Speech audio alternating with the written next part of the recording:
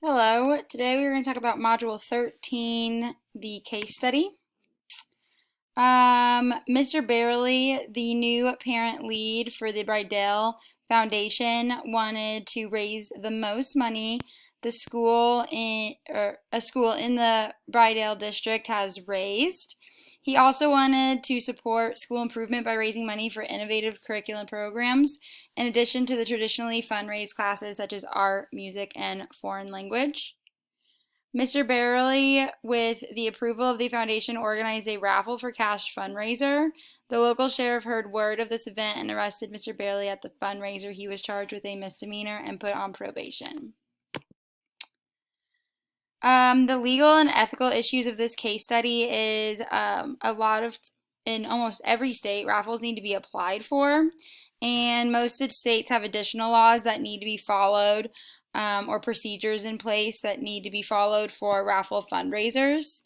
Ethical issues, competition between schools to raise the money, confusing formula for funding supplementary curriculum.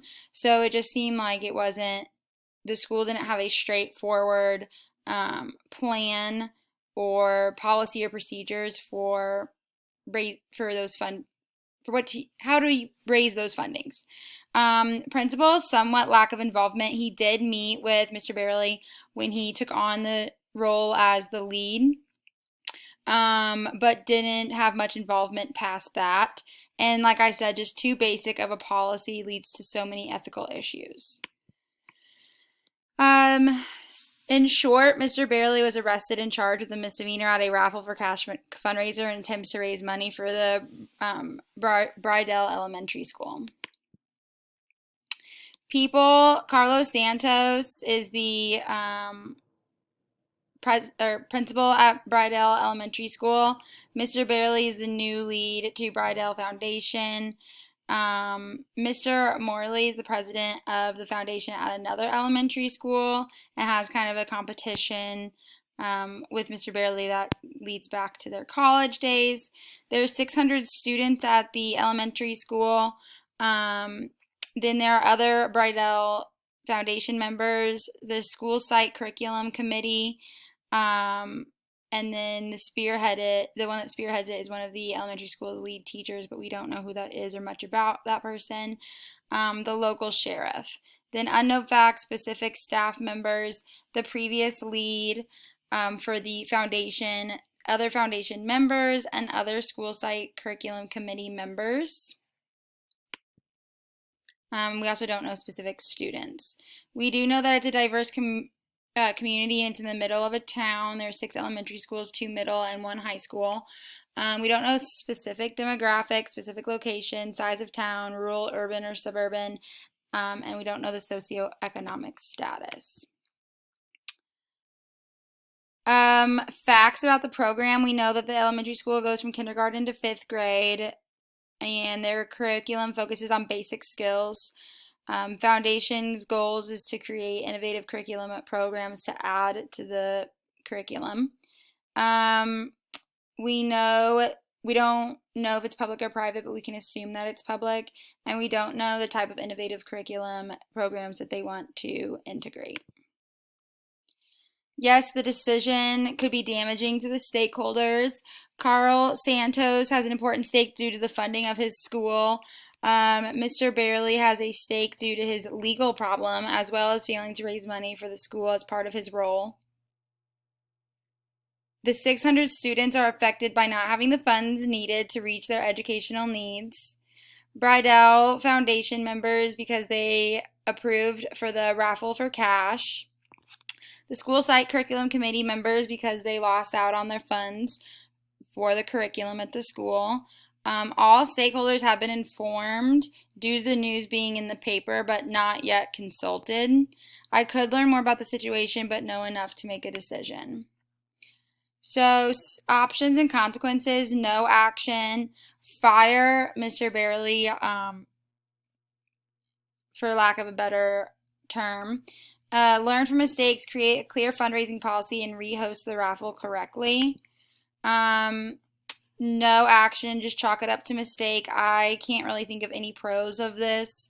Cons is you lose out on money and there's no explanation for the community, doesn't improve management in the future, and doesn't help prevent anything like this happening again. You could fire Mr. Barely. He's held responsible for his mistake, and there's a new lead of the foundation who may do a better job. But the cons to this is I really think Mr. Barely had good intentions. Mostly, yeah, had a little bit of a competitive side to it to try to raise more money than the other schools. But he overall wanted to be more innovative and raise the most money that's been raised for the school. It's not ethical to fire him when it wasn't completely his fault. He wasn't really given any more guidance on how to make a raffle for cash or the procedures. It doesn't improve management in the future or prevent anything from happening in the future. So even if you got a new lead, this is not to say that this won't happen again. You still have your loss of money, and there's still not an explanation for the community. Your other option is to learn from mistakes, create a clear fundraising policy, and rehost the raffle correctly. I think the pros of this, it prevents a similar issue to happening in the future because you're creating your clear fundraising policy. The next president will be able to have a firm policy to follow. Rather than just a meeting that is said that you're going to talk to the other members of the foundation and your committee members. Mr. Barely has great intentions for the school. It's going to raise money for the school. It's going to show community and students that they made a mistake and have learned from it. What a great life lesson. Cons, people may be upset with Mr. Barely and continuing to lead the foundation since he did make such a poor mistake.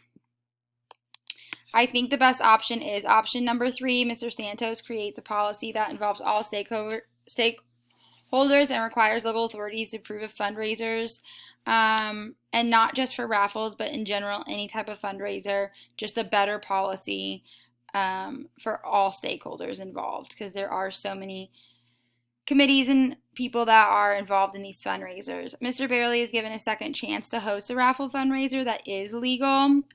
This would make sure that all stakeholders are involved.